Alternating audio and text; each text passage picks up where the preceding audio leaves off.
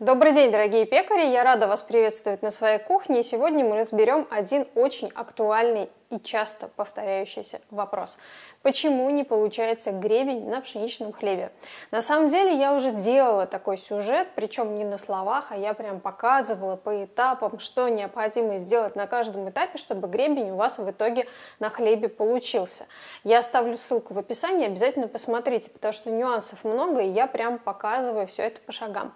Но я понимаю, что сюжет вышел давно, а подписчики новые приходят ежедневно, поэтому вопрос повторяется. И сегодня я вам подробно объясню, как это делается, а затем вы посмотрите этот сюжет. Я думаю, вам все будет понятно. Давайте сразу оговоримся. Мы говорим о пшеничном хлебе, потому что на ржаном мы никаких гребней не делаем и не ожидаем. Часто бывает так, что просматривая ленты соцсетей, пекарей, на которых вы подписаны, увидите прекрасные хлеба, очень высокие, пышные и с таким разрезом, раскрытые и с высоким-высоким гребнем. И вам обязательно хочется повторить вот такой шикарный внешний вид, вы к нему стремитесь, вам он буквально снится во сне, но никак не выходит. Давайте разберем, почему. Момент первый – это выбор рецепта. Не по всем рецептам выйдет хлеб с высоким гребнем. Там должно быть преимущество пшеничной муки, даже не преимущество, это должен быть целиком пшеничный хлеб, желательно, без всяких добавок.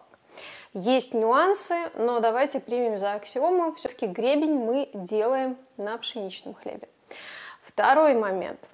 Тесто не должно быть слишком жидким, но и не должно быть слишком плотным. Тесто должно быть средней плотности. То есть соотношение муки и воды должно быть примерно в пределах 70-75%. То есть воды от количества муки должно быть 70-75%. Вы можете заранее посчитать, взять муку в рецепте, воду в рецепте, поделить воду на муку, получить проценты и понять, вообще стоит ли ожидать от этого рецепта какого-либо гребня. Опять же, здесь есть нюансы, но я говорю о каких-то общих вещах. Желательно, чтобы мука была с довольно крепкой клейковиной. То есть мука не должна быть совсем свежесмолотая, она у вас будет расплываться, и мука не должна быть совсем не хлебопекарной, не мукой общего назначения. Поэтому выбирайте муку с надписью «хлебопекарная». И не всегда стоит обращать внимание на показатель белка, то есть белок 10,3, 10,6 вполне подходит, и гребень получится на таком хлебе, если только вы над ним поработаете. Сейчас объясню как. Дальше. Я сказала про крепкую клейковину. То есть мы заранее можем, в принципе, проверить муку на качество развития клейковины. Я тоже делала такой сюжет и тоже оставлю ссылку в описании. То есть вы заранее можете проверить свою муку, насколько хорошее, эластичное и упругое тесто на этой муке получится. Проверьте, не поленитесь. Вы потратите всего 50-100 граммов муки, но вы многое при нее поймете. Итак. Вот вы замесили тесто, и дальше, чтобы возникло натяжение, которое затем даст нам раскрытие и поднятие этого гребня, нам нужно натренировать клейковину этого теста. Тренируется она буквально как мышца в человеческом организме. То есть нам нужно ее в процессе работы с тестом тренировать. Я тоже показывала, как это делается, и тоже оставлю ссылку в описании. Вкратце объясню. Нам нужно несколько раз тщательно растягивать и складывать это тесто, то есть тренировать на растяжение и тренировать упругость теста. Либо провести очень качественный замес, хороший такой добротный замес, либо руками, либо в любом миксере, тестомесе, желательно до развития глютенового окна. Что это такое, как это делается, я тоже рассказывала и тоже оставлю ссылку в описании. На самом деле сюжетов очень много, смотрите, открывайте плейлисты, вы в них очень много найдете. Итак, нужно натренировать клейковину, тогда она создает крепкий каркас, этот каркас хорошо держит форму хлеба, хорошо держит газ внутри при брожении, и когда мы сажаем вот этот хлеб в духовку, газ внутри резко начинает расширяться, а за счет крепкого каркаса весь этот газ держится внутри, сразу объем хлеба вырастает, и, конечно, поверхность его сильно растягивается, натягивается, если вы сделали надрез, то тогда и гребень получится. Но есть еще нюансы. Кроме крепкого каркаса самого теста, нам нужна плотная, крепкая формовка. Поэтому, когда вы делаете формовку хлеба, Не нужно просто там его сложить или рулетиком закрутить. Нужно сделать серьезное натяжение на поверхности теста. Достигается это несколькими способами формовки. Как правило, либо батард, либо пеленание. Тоже оставлю ссылку в описании. Посмотрите, они создают максимально хорошее натяжение на поверхности теста. И вот это натяжение потом позволяет раскрыться надрезу и подняться гребню. Важный нюанс – это надрез. Надрез нужно делать не мелко, то есть не бойтесь резать хлеб, не слишком глубоко и не вертикально. Вы делаете надрез под углом, как бы подрезая кожицу, подрезая корочку. Можно сделать надрез, потом его еще подправить. Тоже показывала, как это делается, и тоже оставлю ссылку в описании. Смотрите подробно. Дальше. Сделали надрез.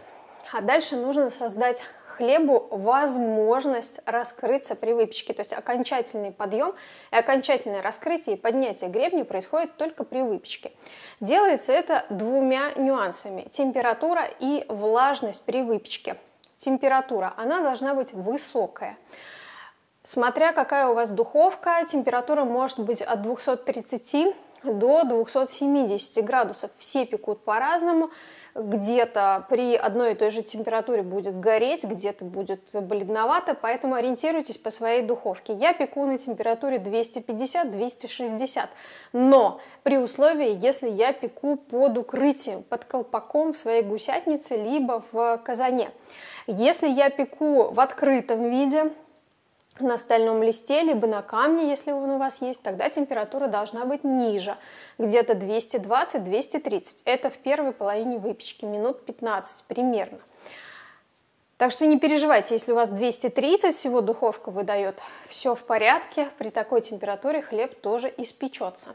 Итак, вы разогрели духовку заранее, посадили туда хлеб, и нужно обязательно сделать пароувлажненную атмосферу.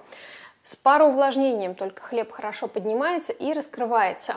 Пар, который у нас присутствует в камере духовки, увлажняет корочку хлеба и дает ей возможность растягиваться и расти еще больше, не трескаться и не лопаться, а увеличиваться в размерах. Пароувлажненную атмосферу можно создать двумя способами. Первое, это, как я уже сказала, печь под каким-то укрытием, стальной миской, кастрюлей, либо чугунной посудой, либо алюминиевой посудой, под любой посудиной, либо наоборот, в самой посудине под крышкой. Только смотрите, чтобы на вашей посуде не было никаких пластиковых деталей, должна быть цельнометаллическая посуда, которая не сгорит в духовке.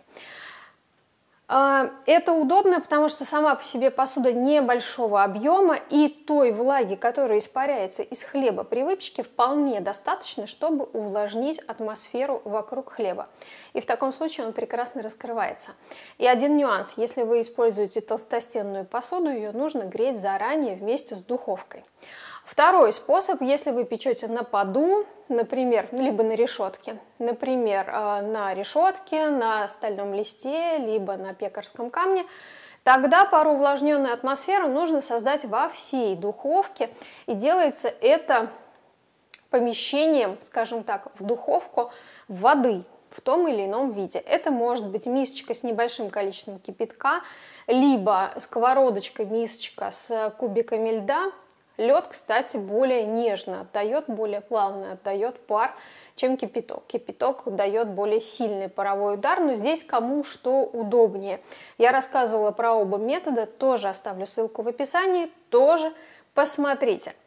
Итак, если вы выбрали проверенную муку хлебопекарного назначения, если вы выбрали среднюю влажность 70-75%, если вы хорошо вымесили тесто, если вы не ошиблись вообще в принципе с рецептом и с составом хлеба, если вы хорошо, кстати, выбродили тесто, и оно у вас не перебродило, об этом я забыла сказать. Если тесто перебродило, тогда никакого гребня не будет.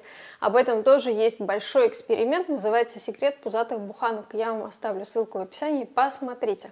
Итак, если тесто хорошо выбродило, не перебродило и есть небольшой недоброд, небольшой, тогда у вас все получится. Если вы хорошо хлеб сформовали, если вы выбрали высокую температуру, если вы позаботились о пароувлажнении при выпечке, тогда у вас получится пышный, красивый, вкусный, с гребнем хлеб. Кто-то скажет, зачем нужен этот гребень, да вообще это все ерунда, да это все вкусовщина, и вообще надо печь стандартные кирпичики, их удобно резать и мазать хлеб, а все эти ваши дырки и гребни никому не нужны. Ну, во-первых, на вкус и цвет. Все фломастеры разные, каждый выбирает для себя. Во-вторых, мое мнение, что чем больше пор в хлебе, чем лучше он раскрылся и поднялся, тем больше аромата в этих порах будет, и тем больше удовольствия при поедании хлеба тоже будет. И, опять же, чем больше хлеб поднялся, тем больше у него площадь зажаристой корочки, тем он ароматнее и вкуснее. Да и вообще, красивую еду, красивый хлеб гораздо вкуснее есть, чем какую-то обычную и стандартную. На этом все. Подписывайтесь на канал, ставьте лайки, обязательно советуйте друзьям и знакомым, приводите их сюда, пускай домашних пекарей становится больше. Ну а мы с вами продолжим печь и испечем еще много всего интересного.